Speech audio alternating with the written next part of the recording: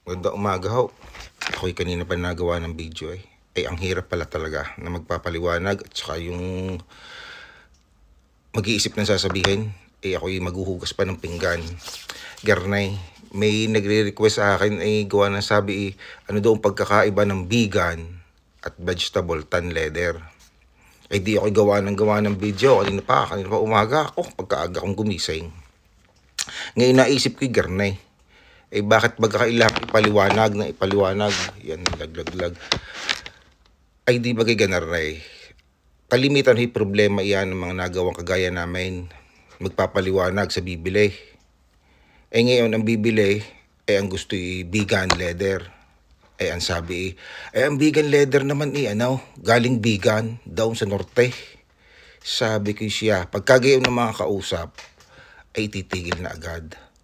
Minsan niya sabi, ang vegan daw ay palibhasa ang baka, ang kinakain puro damo, di vegan iyon, pero balat ng baka. Ito yung mga pagkakamali, ang hirap naman magpaliwanag, garna nila ang pagkakayaw, ang kausap ninyo ay maligalig, itigilan nyo na ang pakikipag-usap. Huwag na kausapin. At siguradong yun mahina ang kukutay. Yung ganamang yun kadaling i-search sa Google, i-search laang, itatype mo laang ano yung pagkakaiba. Kung hindi kaya ng English, itagalugin, meron doong pagpipilian ng salita. Tagalog, i-type ano baga iyo.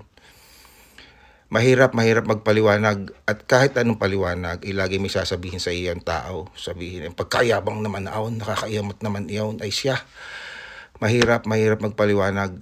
Ganito, pagka may bibili sa inyong maligalig na gayaon, kayo magdahilan na laang. Sabihin mo, may natawag lang ho, ako ho, mamaya na lang kita kakausapin, babalikan ko kayo.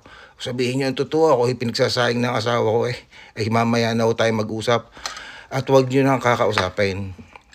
Gawa nung napakahirap na yun isa lalaan sa ganaray. Yaon ay walang pera at hirapin. Gawa nang hindi nakapag-search, yun walang internet.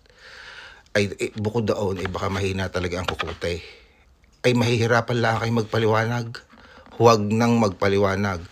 Pagkagayon, itigil na ang usapan. Huwag niyong gawin. Napakasimple namang bagay na dahil walaan talaga yun. Mahihirapan pa kayo magpaliwanag.